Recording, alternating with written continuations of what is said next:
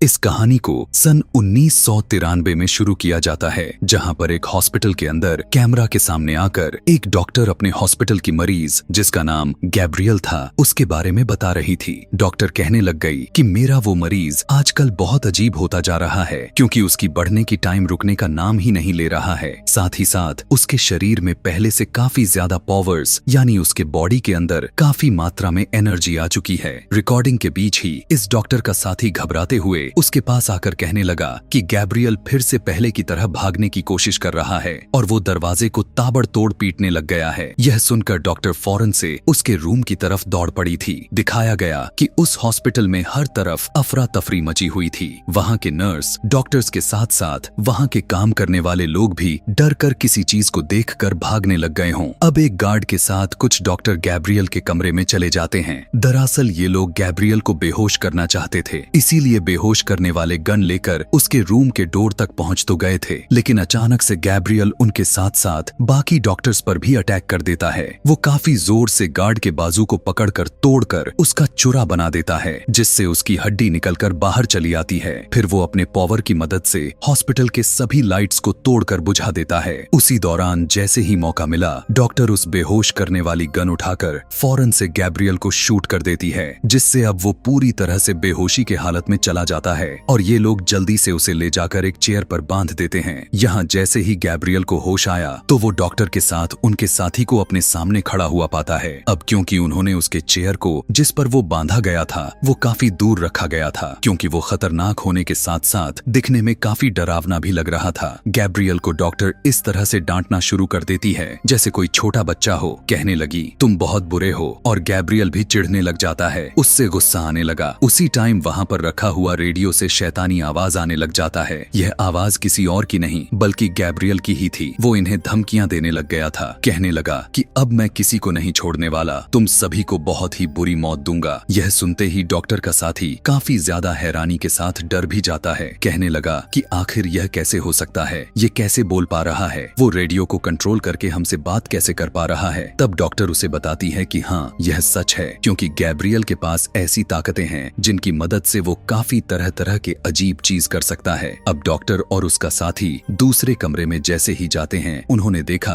कि वहाँ पर लाशों की ढेर लगे पड़ी थी। यह देखकर दोनों काफी परेशान हो गए और अब यहाँ डॉक्टर कहती है कि यही वक्त है जो आ चुका है, क्योंकि इसी वक्त में इस मुसीबत को पूरी तरह से जड़ से खत्म करने का टाइम आ चुका है। यहीं से यह पूरा सीन बदलकर हमें एक कपल को दिखाया गया, जिनमें वाइफ का नाम मेडिसिन होता है। यहाँ इन्हें देखकर हमें पता चला कि पिछले कई दिनों से इन दोनों में कुछ खास नहीं बन रही है, क्योंकि उनके शादी को काफी साल तो हो चुके थे, लेकिन प्रॉब्लम तो यह था कि मेडिसिन का बच्चा ही नहीं हो रहा था। हर बार जब भी वो माँ बनने जा रही होती है, उसका बच्चा पेट में ही मर जाता था, और यही वजह है कि वो पहले से अब काफी ज्यादा ही परेशान रहने लग चुकी थी। उसके हस्बैंड का गुस्सा भी उसके सर पर सवार होता रहा। यही वजह है कि इनकी झगड़े होते रहते थे। आज के दिन भी ये दोनों हस्बैंड वाइफ किसी बात को लेकर बहसबाजी करते हुए दिख रहे थे, जहाँ मेडिसिन की हस्बैंड को गुस्सा आ गया और वो उसे जोर से दीवार में धक्का मारकर लड़ा देता है और उसके सर पर चोट लगने की वजह से खून बाहर आ जाता है। यहाँ यह देखकर उसका हस्बैंड घबरा गया और जल्दी से मेडिकल किट लेने के लिए अपने रूम से बाहर चला जाता है, ताकि उसकी जख्मों को साफ कर सके। लेकिन इसी मौके का फायदा उठाते हुए जल्दी से मेडिसिन कमरे के दरवाजा क्लोज कर देती है और खुद को रूम में ही लॉक्ड कर लेती है। असल में मेडिसिन अपने हस्बैंड से तंग आ चुकी थी, क्योंकि वो काफी अजीब किस्म का था। उससे हर बात पर लड़ाई झगड़ा करने लगता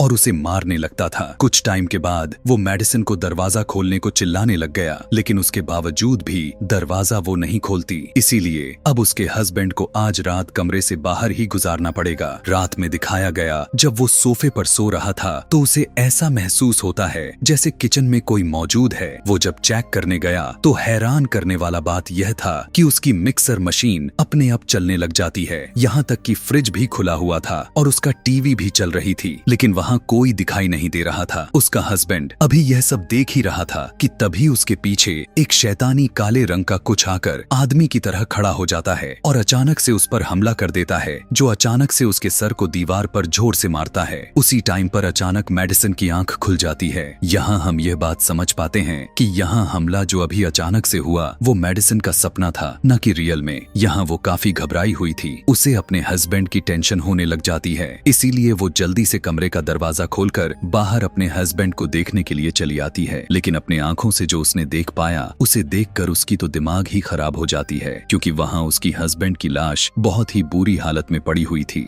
दरअसल मेडिसन में जो अपने सपने में देखा था, वो सपना अब एक हकीकत में बदल चुका था। वो काला साया उसके हस्बैंड के पूरी बॉडी को तोड़ मरोड़ कर उसे यहाँ फेंक दिया हुआ था। हर तरफ खून लगे हुए थे। वो अभी अपने हस्बैंड की लाश के पास जा पाती कि तभी पीछे से वही काले रंग की साया निकलकर उसे इस कदर देखने लग जाता है कि मेडिसन का हालत खराब हो जाता है और अब वो मेडिसन की तरफ बढ़ने लगा था। वो उस पर हमला करने के लिए आ पाता, उससे पहले ही वो वहां से भागने लग जाती है। इससे पहले कि वो मेडिसन पर हमला कर पाता, वो अपने कमरे में आकर फौरन दरवाजा बंद कर देती है। दरवाजे को हाथ से दबाते हुए खड़ी हो जाती है, जिससे वो कमरे के अंदर ना आ सके कि उसी टाइम काला साया आकर दरवाजा तोड़ने की कोशिश करने लग गया। मेडिसन दरवाजे को रोकने की कोशिश करती है, लेकिन वो साया दरवाजा तोड़ ही देता है और काफी तेजी के साथ एक ही झटके में दरवाजे के साथ वो दूर जाकर गिर गई और वहीं पर बेहोश हो जाती है। अगले सीन में मेडिसन को हॉस्पिटल में दिखाया गया, जहां उसकी आंख खुला तो उसके सामने उसकी बहन बैठी हुई थी, जो पहले तो मेडिसन का हाल पूछती है कि तुम ठीक हो, फिर उसे बताती है, दो बुरी खबरें हैं। मुझे बड़े अफसोस के साथ कहना पड़ रहा है कि इस हादसे की वजह से तुम्हारे पेट में पल रहा बच्चा मारा गया, और दूसरी बुरी खबर यह है कि तुम्हारा हस्बैंड भी मर चुका है। उसकी भी बहुत ही दर्दनाक मौत हो चुकी है। इतना सुनते ही वो रोने लग जाती है, क्योंकि उसे बहुत ही गहरा सदमा लग चुका था। इसीलिए जब डिटेक्टिव उससे पूछताछ करने के लिए यहाँ आते हैं तो उनके सवालों का भी वो जवाब नहीं देती। इसीलिए डिटेक्टिव सीधा लैब इंचार्ज के पास पहुंच जाता है ताकि उसके बारे में वो कुछ जान सके। यहाँ पर इंचार्ज मेडिसन के हस्बैंड की लाश को जब चेक कर रही थी, तब वो बताती है कि उसके हस्बैंड के लाशों से उंगलियों के निशान मिले हैं, जो और किसी की नहीं बल्कि मेडिसन की ही लग रही है। यहाँ इन्हें यह लग रहा था कि मेडिसन ने ही अपने हस्बैंड को मारा हुआ हो, क्योंकि वो उस पर बहुत ही जुल्म करता रहता था। खैर, इसके बाद मेडिसन की बहन उसे उसके अपने घर छोड़कर चली जाती है। उसी रात में दिखाया गया कि मेडिसन जब अपने कमरे के विंडो के पास खड़ी हुई थी तो उसे बाहर की लाइट्स अजीब तरह से जलती बुझती हुई नजर आती है। इतना देखते ही मेडिसन काफी ज्यादा ही घबरा जाती है कि तभी वो वहां उसी काले साए को खड़ा हुआ देख लेती है, जिससे वो अब बुरी तरह इस कदर डर गई कि वो फौरन वहां से भागते हुए अपने घर के सारे दरवाजे विंडो को बंद करने लग जाती है, जिसके बाद घर की सारे लाइट्स को ऑफ कर देती है, जबकि ऐसे उसे बिल्कुल भी नहीं करना था। लेकिन तभी वो यह देखकर काफी ज्यादा ही डर गई कि उसके घर का मेन डोर ही अपने आप ही खुलने लग जाता है।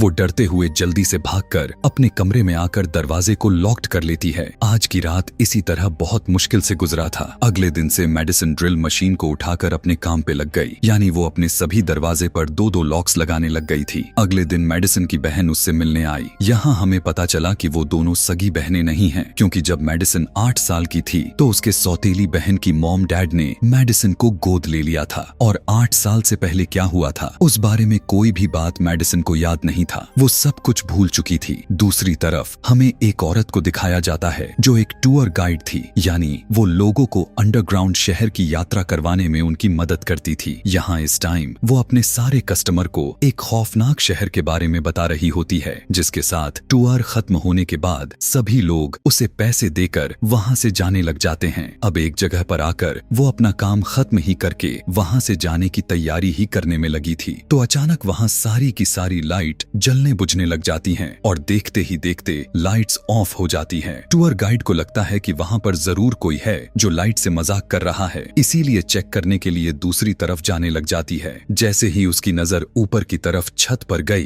तो वहाँ एक काफी खौफनाक क्रिएचर बैठा हुआ था, जिसे देखकर वो बहुत ही ज्यादा डर कर वहाँ से भागने लग गई। लेकिन उसी टाइम पर वो नीचे आकर उस पर हमला कर देता है। कुछ टाइम के बाद जब उसे होश आया तो वो अपने आप को एक अजीब सी जगह पर बांधा हुआ पाती है। देखने को मिला कि उसके मुंह को टैप के जरिए बांधा गया था और दोनों हाथों को रस्सियों के सहारे बांधा गया था। वहीं पर एक रेडियो भी रखा गया था, बिल्कुल उसी रेडियो की तरह लग रहा था जिस पर गैब्रियल ने अपना कंट्रोल करके सभी को मारने का धमकी दिया था, और उसमें वही शैतानी आवाज थी जो उस टाइम हमने सुनी हुई थी। और अब क्योंकि वो आवाज गैब्रियल की थी तो यहाँ हमें बिल्कुल पूरी तरह से समझ आ चुकी थी कि ये क्रिएचर और कोई नहीं बल्कि गैब्रियल ही है। वो उसी टाइम टूर गाइड के पास आकर कहने लगा कि बहुत ही जल्द मैं तुम्हें भी मार दूंगा, लेकिन ऐसा करने से पहले मुझे उस लेडी डॉक्टर से निपटना है। अब वो लेडी डॉक्टर जब अपने घर में मौजूद थी तो उसे गैब्रियल की कॉल आती है। वो उसे बताते हुए याद करवाने लग गया। कहा कि मैं वही पेशेंट हूँ जिसे तुमने बंदी बनाकर रखा हुआ था, वही मरीज जिसे तुम मुझे बच्चों की तरह डांट लगा रही थी।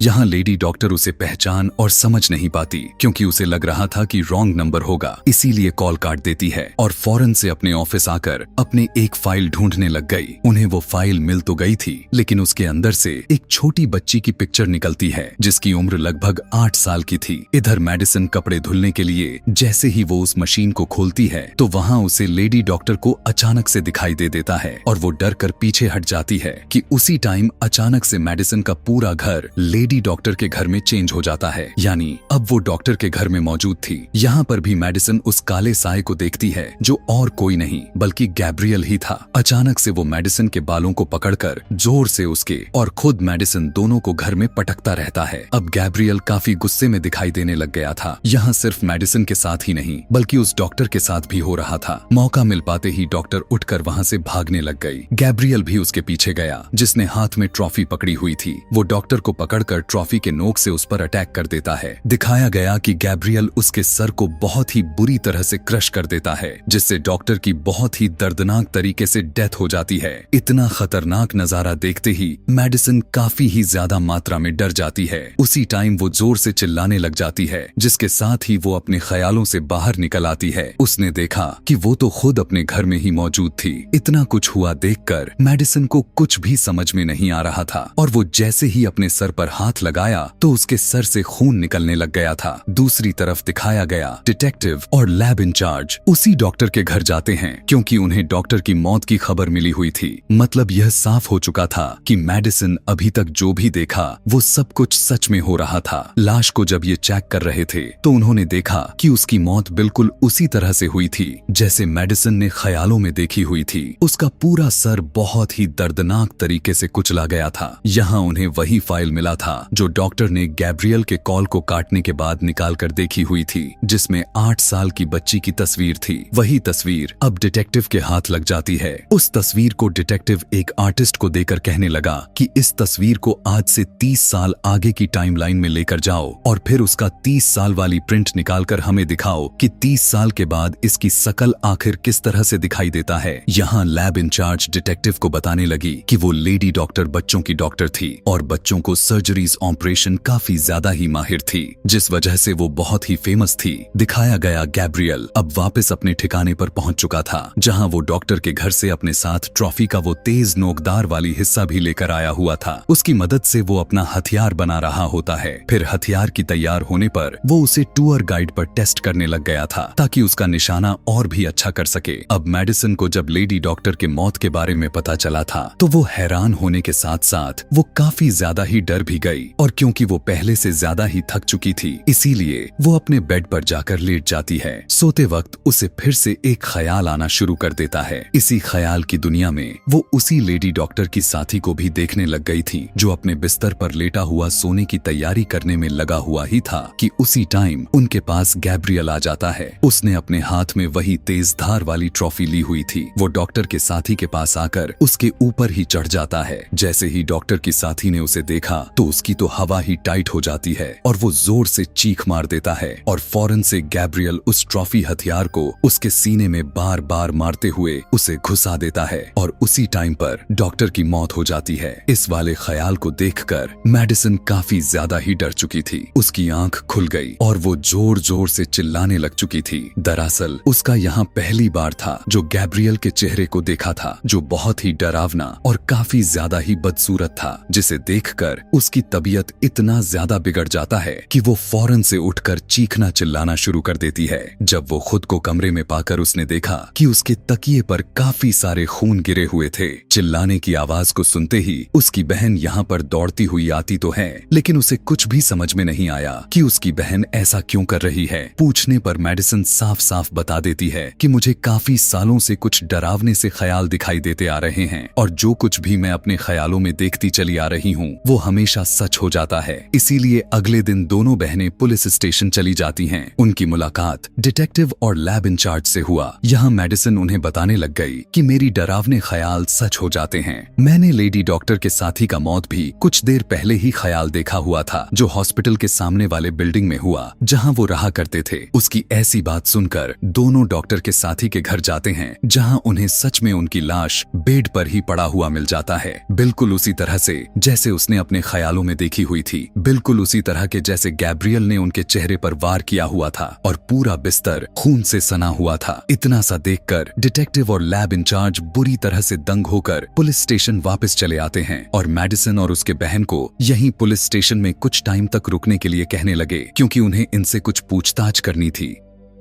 वहीं वॉशरूम में मेडिसिन के पास एक अनजान नंबर से कॉल आया, जो यह कॉल किसी और की नहीं बल्कि गैब्रियल की ही थी, जिसमें वो कहता है कि तुम्हारा नाम मैं अपनी मर्जी से रखने जा रहा हूँ, क्योंकि तुम मेरी बहन हो और मैं तुम्हारा भाई हूँ, और अब मैं इतने सालों के बाद वापस लौटकर तुम्हारे पास आ चुका हूँ। वजह इसलिए क्योंकि मैं तुम्हारा और खुद अपना बदला लेने के लिए ही यहाँ पर आया हूँ। कहने लगा कि जितने भी गुनहगार लोग चैन की सांस ले रहे हैं, उन सबको मौत की नींद सुला दूंगा। यह सुनकर मेडिसिन काफी घबरा गई। फौरन से वो अपने बहन को लेकर पुलिस स्टेशन से चले जाते हैं। उसने जाने के बाद डिटेक्टिव आर्टिस्ट के भेजे हुए फाइल देखने लग जाता है, जिसने उस बच्ची की तस्वीर को बदल दिया था। यहाँ हम यह देख पाते हैं कि 30 साल जो उस बच्ची के उम्र के हिसाब से जो टाइम अभी के टाइम लाइन में चल रही थी, उस बच्ची का तस्वीर को बदलकर सामने किसी और का नहीं बल्कि मेडिसिन का ही होता है। रात में डिटेक्टिव दोबारा से इस फाइल को पढ़ने लग गया, जहाँ उसे पता चला कि मेडिसिन की सौतेली मॉम ने उसे इलाज करवाने के लिए लेडी डॉक्टर हॉस्पिटल में एडमिट करवाया हुआ था, लेकिन अब इस लेडी डॉक्टर की तो मौत हो चुकी थी और उस मेडिसिन का इलाज उस लेडी डॉक्टर के साथ साथ उसके 2 साथियों ने ही किया हुआ था। पर हमने देखा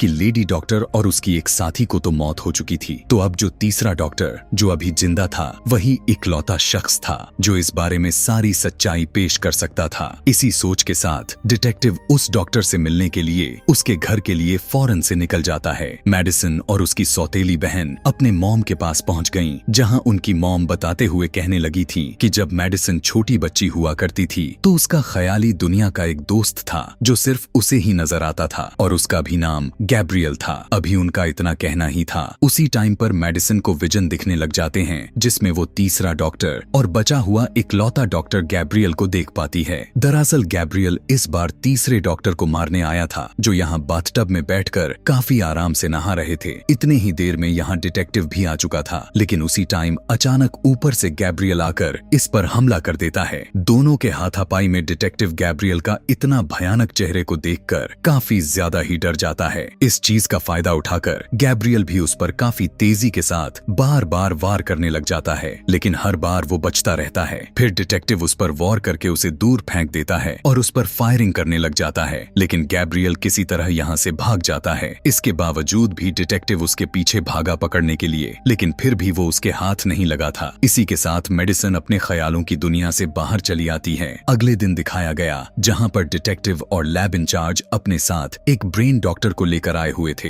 ताकि वो थेरेपी करके मेडिसिन के पुरानी यादों को खोज सके, वही यादें जो वो बचपन में भूल चुकी हैं। थेरेपी के दौरान मेडिसिन बताने लगी कि जब मैं छोटी बच्ची हुआ करती थी, तब मैं गैब्रियल के हरकतों की वजह से मुझे ही डांट पड़ती रहती थी, क्योंकि वो मुझसे उल्टे सीधे काम करवाया करता था। और उसी के साथ मेडिसिन यहाँ सभी लोगों को अपने बचपन की कहानी सुनाने लगे कि एक दिन मेरे पास गैब्रियल की कॉल आया और उसने मुझसे कहने लगा कि इसी टाइम अपनी आंखें बंद करो, तुम्हारे सामने टेबल पर एक केक रखा हुआ है जिसे तुम बड़े से चाकू से काटकर अपने मॉम को खिलाओ। लेकिन जब उसने अपनी आंखें खोलकर देखा था तो वहाँ पर कोई केक तो था ही नहीं, बल्कि वहाँ पर उसके मॉम डैड सो रहे थे और उसके हाथ में लिए चाकू के नीचे उसके मॉम का पेट था। दरअसल गैब्रियल कह रहा था कि तुम अपने मॉम का पेट इसी वक्त काट दो, ताकि तुम्हारे मॉम के पेट में जो बच्चा है वो बाहर आने से पहले ही मर जाए। तभी उसकी मॉम की नींद टूट जाती है और जब उन्होंने उसे ऐसे इस हालत में देखा तो वो चीखने चिल्लाने लग जाती है। और प्रेजेंट टाइम में जब मेडिसिन यह बात सभी को सुनाए जा रही थी तो वो भी उसी टाइम चिल्ला रही थी। अब उसी टूर गाइड को दिखाया गया जिसे गैब्रियल ने पकड़कर बांधा हुआ था। वो किसी तरह उसके कैद से आजाद होकर वहां से भागने की जैसे ही कोशिश की, लेकिन तभी उसका पैर फ्लोर पर लगा और वो सीधा नीचे नीचे गिर गई और वो उसी जगह पर पहुंच गई जहां मेडिसन और बाकी लोग बैठे हुए थे। इससे साफ पता चल जाता है कि गैब्रियल ने टूर गाइड को मेडिसन के ऊपर वाले फ्लोर पर कैद करके उसे बांधा था। थोड़ी ही देर में यहाँ पुलिस आई और मेडिसन को अरेस्ट कर लिया था, क्योंकि उन्हें ऊपर वाले फ्लोर से गैब्रियल के कपड़े और हथियार वगैरह मिले हुए थे, जिससे सभी को बस यही लग रहा था कि गैब्रियल कोई और नहीं, मेडिसन ही है, ना ही कोई और है जो गैब्रियल है, और मेडिसन ही है जो अपने बचपन से ही दो रूप लेकर एक ही जिंदगी गुजार रहे हैं, क्योंकि एक तो खुद मेडिसन ही है और एक उसके ख्यालों दुनिया गैब्रियल की। लेकिन यहाँ डिटेक्टिव उनके ऐसी बातों पर बिल्कुल भी विश्वास नहीं कर रहा था, क्योंकि उसने मेडिसन की जगह खुद अपने आंखों से गैब्रियल को देखा हुआ था।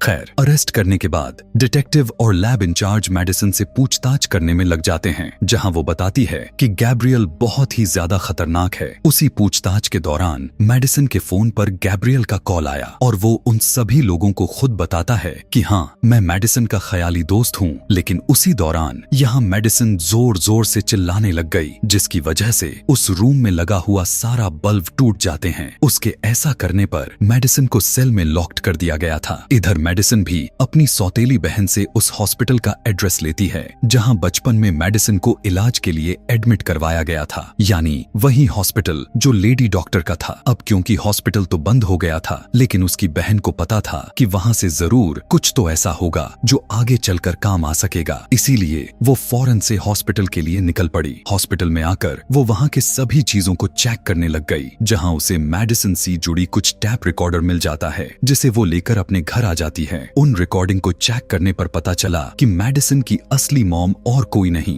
बल्कि वही टूर गाइड थी। हम उसी की बात कर रहे हैं जिसे गैब्रियल ने कैद किया था और छत से नीचे गिरने से जख्मी थी और उसे हॉस्पिटल में एडमिट किया गया था। एक बहुत ही हैरान कर देने वाला बात यहाँ यह देखने को मिला कि जब मेडिसन की सौतेली बहन आगे की रिकॉर्डिंग को चेक किए तो उसने देखा कि मेडिसन के पिछले साइड पर एक बहुत ही अजीब सा क्रिएचर जुड़ा हुआ था और उसी रिकॉर्डिंग के अंदर लेडी डॉक्टर बताने लग गई थी कि मेडिसन जब अपने मॉम के पेट में गर्भ अवस्था में थी तो हमने देखा हुआ था कि उसका एक जुड़वा भाई भी है। लेकिन यहाँ एक मुसीबत यह था कि वो जुड़वा भाई जो था वो मेडिसन के बॉडी से अटैच था और उसका जुड़वा भाई और कोई नहीं बल्कि गैब्रियल ही था। जो वो बताती है कि जब मेडिसन पैदा हुआ था तब उस टाइम हमने उन दोनों को अलग अलग करने के लिए ऑपरेशन करना चाहा, जिससे मेडिसन तो आराम से अलग हो चुकी थी और वो बिल्कुल सुरक्षित थी। लेकिन वहीं दूसरी तरफ उसका भाई नॉर्मल नहीं हुआ था, वो इसी अजीबो गरीब क्रिएचर की तरह पैदा हुआ था और उसके साथ ही आधा जुड़ा रहा। अब क्योंकि दोनों की दिमाग और रीढ़ की हड्डी एक ही थी, इसीलिए गैब्रियल को हमने मेडिसन के अंदर से पूरी तरह से नहीं निकाला। यानी उसका कहने का मतलब था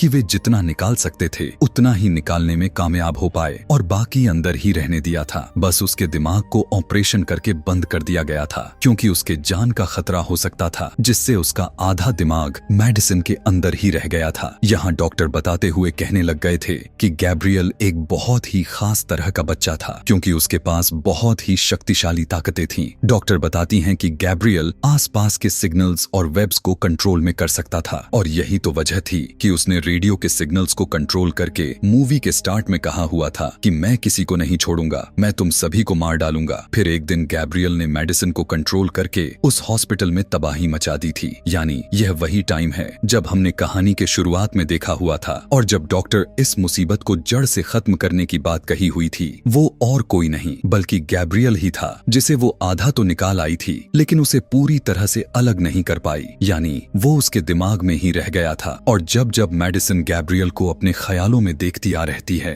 वो सब कुछ दरअसल गैब्रियल का दिमाग ही किए जा रहा था, क्योंकि दोनों का माइंड एक ही तरीके से काम कर रहा था। पता चला कि मेडिसन का हस्बैंड जिस दिन उसे प्रेग्नेंट में जब उसे दीवार से लड़ाकर मारा, उसी दिन से सर पर चोट लगने की वजह से गैब्रियल जाग गया था। यह सारी रिकॉर्डिंग देखने के बाद उसकी बहन डिटेक्टिव को बताने के लिए निकल जाती है ताकि उसे सारी सच्चाई को बता सके। उधर मेडिसन को दिखाया गया जहां वो जेल में बंद पड़ी थी, तो जेल की बाकी लड़कियां उसकी कमजोरी का फायदा उठाते हुए उसे परेशान करने लग जाती हैं और वो उसे मारने भी लग जाती हैं। ऐसा होने की वजह से मेडिसन की तबीयत में गिरावट आ जाती है। उन्होंने उसे इतना ज्यादा मार देती हैं कि उसके मुंह और सर से खून निकलने लग जाता है। दिखाया गया जेल के अंदर के सभी लाइट्स खराब होना शुरू हो गया और यहीं पर हम इतना भयानक सीन देख पाते हैं कि गैब्रियल पहली बार मेडिसिन के सर को पीछे से चीरते हुए बाहर आ रहा है। यह देखकर जेल के अंदर की सभी लड़कियां बौखला जाती हैं। गैब्रियल उसके सर को चीरने लग जाता है। लड़कियां डर की वजह से चिल्लाने लग जाती हैं। मेडिसिन अब गैब्रियल के कंट्रोल में थी। अचानक से एक लड़की के पास जाकर उसके गर्दन पर इस तरह से वार करती है कि उसका खून निकलने लग जाता है। फिर एक एक करके जितने भी लड़कियां उसके पास आते जा रही थीं, वो बहुत ही बेरहमी से सभी को पटक पटक फेंकते हुए मारती चली जाती है। दिखाया गया कि मेडिसिन किसी के हाथ को लकड़ी की तरह तोड़ देती है तो किसी के पेट में अपना हाथ घुसाकर आर पार काट देती है। वहीं एक लड़की को पटककर उसके सर पर अपना पैर रखकर कुचल देती है। उसी दौरान एक की तो उसने उसकी गर्दन को तोड़ देती है। इसी तरह दर्दनाक तरीके से सभी को एक एक करके मारती चली गई, जिसके बाद मेडिसिन यानी गैब्रियल वहां उस जेल से खुद को आजाद करते हुए अपने कपड़े के साथ अपना हथियार भी लेकर यहां से निकल जाता है। इधर दिखाया गया डिटेक्टिव को कॉल करके सब कुछ बता दिया था, लेकिन यहाँ डिटेक्टिव जब उसकी बात सुनते हैं तो उन्हें कुछ भी समझ में नहीं आता कि आखिर वो क्या कहना चाह रही है। अब डिटेक्टिव और लैब इंचार्ज दोनों फौरन से उसी जेल में गए, लेकिन उसी दौरान वहां गैब्रियल आकर उन दोनों पर हमला कर दिया। यहाँ पर गैब्रियल दोनों को इतना मारा कि दोनों काफी ज्यादा ही इंजर्ड हो जाते हैं और मौका देखकर गैब्रियल यहाँ से भाग निकलता है। इतनी ही देर में यहाँ मेडिसिन की बहन भी आ गई। तब लैब इंचार्ज उन्हें फौरन उस हॉस्पिटल में जल्द से जल्द जाने के लिए कहने लगी जहाँ टूर गाइड यानी मेडिसिन की मॉम दाखिल थी। यानी गैब्रियल का अगला टारगेट वही थी। वो जब हॉस्पिटल पहुंची तो वहाँ पर गैब्रियल आकर उसके बहन को भी इंजर्ड कर देता है। उसी के साथ वहां के एक गार्ड पर अटैक करके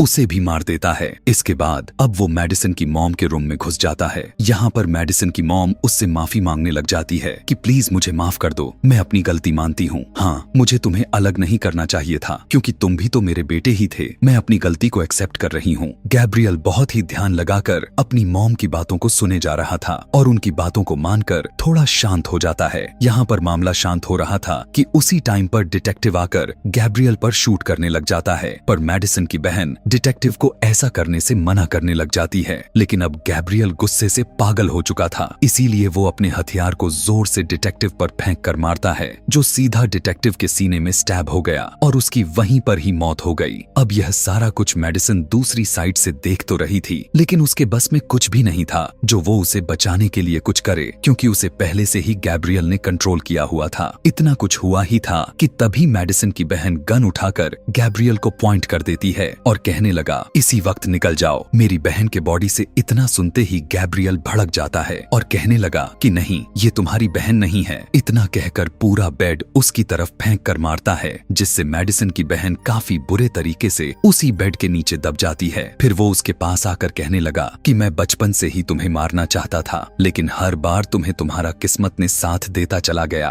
काफी दर्द में मेडिसिन की बहन उसे पुकारते हुए उससे मदद का गुहार लगाती है। दरअसल मेडिसिन को वो गैब्रियल के खिलाफ भड़का रही थी ताकि गैब्रियल पर काबू पा सकें। कहने लगी गैब्रियल ही वही शख्स है जिससे तुम कभी माँ बन ही नहीं पा रही थी, क्योंकि जब भी तुम माँ बनने के लिए तैयार होती हो उसी टाइम ये तुम्हारे बच्चे को पेट में ही मार देता है। यह सुनकर मेडिसिन का खून खौलने लग गया और अब वो गैब्रियल पर काबू पाने की कोशिश करना शुरू कर देती है। अभी वो कुछ कर पाती, उसी टाइम अचानक से गैब्रियल मेडिसिन की बहन के सर में गोली मारा और बाद में मेडिसिन की मॉम का गला घोंटते हुए उसकी जान ले ली। जिसके बाद गैब्रियल अपने ठीक सामने मेडिसिन को देख पा रहा था, क्योंकि मेडिसिन ने आखिरकार अपने दिमाग पर कंट्रोल करना सीख चुकी थी और अब सब कुछ उसके हिसाब से ही हो रहा था। यानी कि मेडिसिन की बहन और उसकी मॉम की मौत तो बस एक ख्यालों की दुनिया थी, जो मेडिसिन अब गैब्रियल को ही दिखाई जा रही थी, क्योंकि दिमाग पर कंट्रोल तो उसी ने किया था, न कि गैब्रियल ने। और असल दुनिया में उसकी मॉम और बहन दोनों अभी भी जीवित थीं। यहाँ वो पहली बार गैब्रियल से आंख मिलाकर बात करती है। कहने लगी कि मेरे शरीर और दिमाग पर सिर्फ मेरा ही कंट्रोल के साथ साथ हक भी मेरा है, और अगर अगली बार तुमने मुझ पर कभी भी कंट्रोल करने की कोशिश की तो तुम सुनो, मैं तुम्हारी अस्तित्व ही मिटा दूंगा। अभी मेडिसिन का कहना ही था कि उसका खुला हुआ पीछे का सर बंद हो गया और फौरन से वो वापस होश में आ चुकी थी और वो अपने अंदर से गैब्रियल को निकालकर हमेशा के लिए उसे कैद कर देती है। होश में आते ही मेडिसिन अपनी बहन को नीचे से निकालती है, जो तभी से वहां वहाँ बेड के नीचे दबकर तड़प रही थी। अच्छी बात तो यह था कि वो बेचारी अभी भी जीवित बची पड़ी थी। उसकी जान को सेव करने के बाद मेडिसन उसे अपने गले से लगाया और कहने लग गई कि इस दुनिया में सिर्फ खून का रिश्ता ही रिश्ता नहीं कहलाता, बल्कि वो लोग अपने होते हैं जो हर मुसीबत में साथ दे रहे हैं और आपका केयर करने के लिए, हर मुसीबत से लड़ने के लिए तैयार खड़े हैं। मेडिसन ने मुस्कुराते हुए कहा, तुम ही तो मेरी सबसे प्यारी बहन हो और हमेशा मेरी बहन ही रहोगी। बेशक हमारा खून एक नहीं है, लेकिन मैं हमेशा तुम्ही से प्यार करूंगा। इतना कुछ कहते सुनते हुए दोनों बहनें गले लगकर रोने लग जाती हैं। वहीं रूम के अंदर बेड पर लेटा हुआ उनकी मॉम भी उन्हें देखकर काफी खुश हो रही थी, क्योंकि वो अच्छी तरह से जान चुकी थीं कि मेडिसन ने गैब्रियल को हमेशा के लिए कैद कर दिया है और वो खुद भी उससे आजाद हो चुकी थी। और इसी हैप्पी एंडिंग के साथ यह पूरा कहानी यहीं पर समाप्त हो जाती है। Thank you for watching.